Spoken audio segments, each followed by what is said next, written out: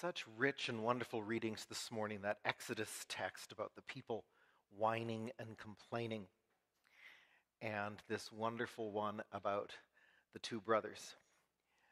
But I'm not going to talk about either of them. Tempting though it is, I want to do a whole sermon on each of them. But it's World Communion Sunday, and I want to talk a little bit about that. And also try and keep it a little bit shorter. I know sometimes people walk in and they see the communion stuff and think, oh, it's going to be a long one. So I'm going to try. World Communion Sunday started in the 1930s.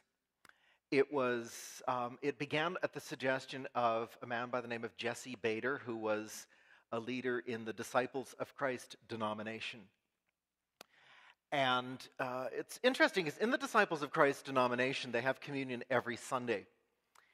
And so some folks in both his church and in other churches that do communion every Sunday thought, well, what's the big thrill of, having a special communion Sunday, because we do it every week. But it was the 1930s.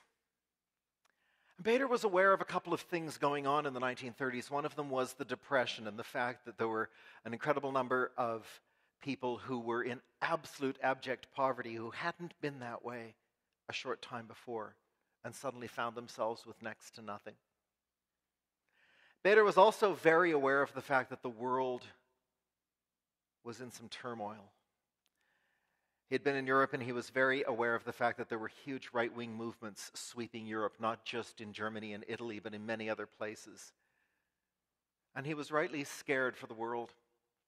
And in the context of that, of incredible poverty and incredible right-wing movements growing and threatening the violence that we know did happen in Europe, Bader said, wouldn't it be neat if the whole world, I think, to be honest, he meant the whole Christian world, but he said the whole world.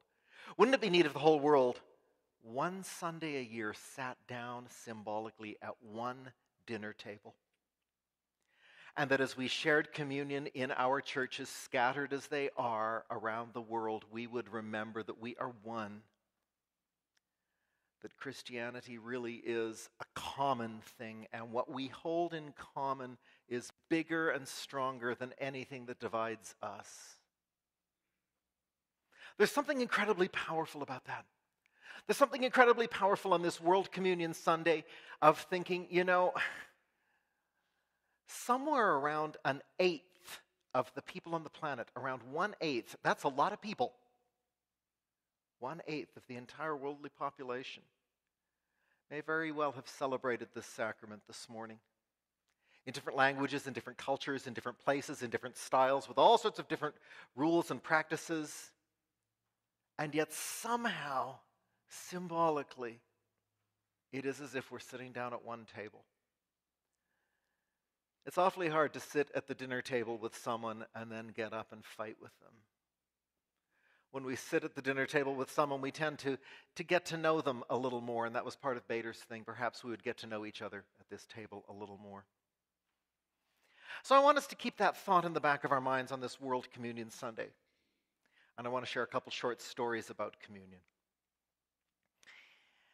As some of you know, I moved over the course of the summer, and the joy of moving means you get to go through all of those boxes full of junk that you don't know why you have them, and then you can't part with them, and so you take them from box A and put them in box B and shove it under the bed until the next move when you do it all again.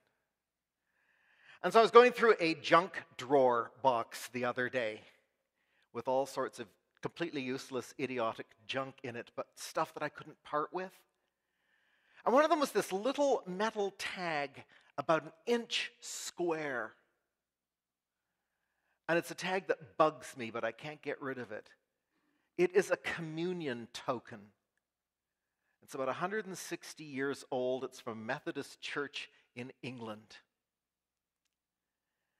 And when the minister visited you, if you had a visit from the minister would give you this token. You would turn it in when you went up to receive communion. If you didn't have a token, you couldn't receive communion.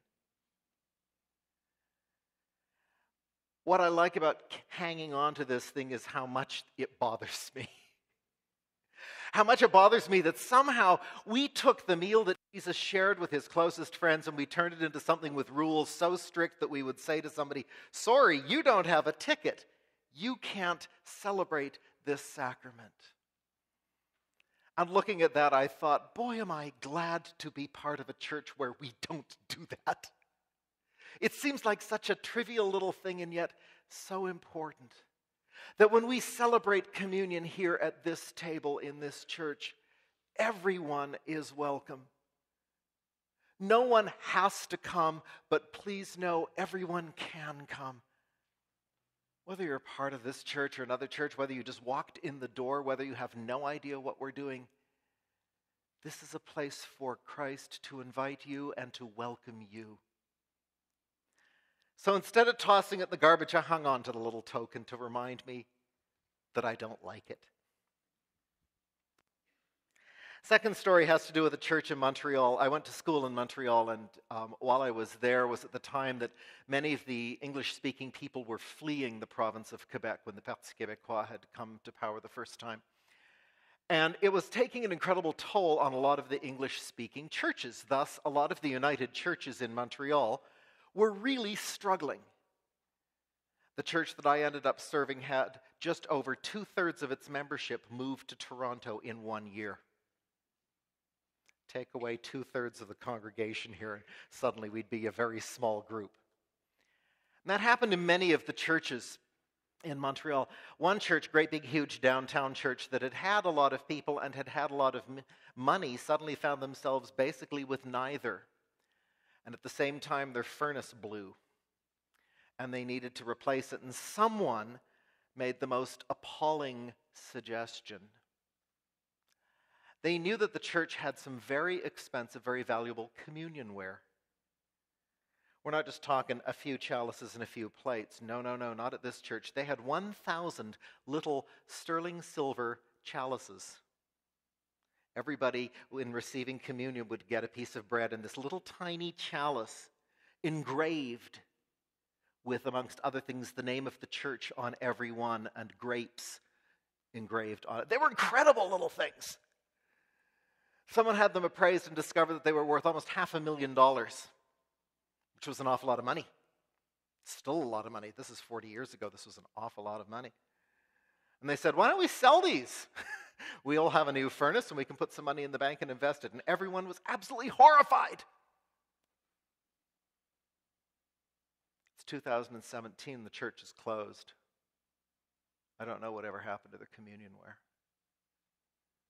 But again, it reminded me, sometimes we get awfully caught up on things and on stuff, and I'm not sure that that's what communion is about either. Last story I want to share is one where someone discovered communion in a unique and interesting way. It comes from a book by a minister called Roger Robinault. Robinault wrote some wonderful storybooks of his time growing up. He had a father with some very serious mental illness, and so he was often kind of on his own. And there was a fellow that lived not far away that he used to go and visit, and he could often stay over there if Dad had gotten a little crazy and violent at home. And so Roger would often go and stay with this fellow. And he was there one night, and Roger was about 10 years old, and the fellow had made some coffee sometime that morning. It was now evening. The coffee had been sitting on the stove all day. You know how good that stuff tastes, right? So anyway, but he's really thirsty and he's very cold, and this fellow handed him a mug of coffee and a piece of apple pie, homemade apple pie. And he took a gulp of the coffee. He said it was the most appalling tasting stuff he'd ever consumed. Just horrible coffee. But he took a gulp of it, and he took a bite of the apple pie, and he noticed that the other fellow also had taken a gulp of coffee and eaten a piece of pie. And he said, I got a warm feeling all over me, and I thought, we just shared communion. We didn't have to be in a church. It didn't have to be wine. It didn't have to be bread. We just shared communion because we realized that in drinking something and eating something, God was with us. May that be what communion is about for us this day and always. Of simply taking a little piece of bread, a little bit of juice, and in that, recognizing, first of all, that we are family doing this together, and secondly, that God is with us.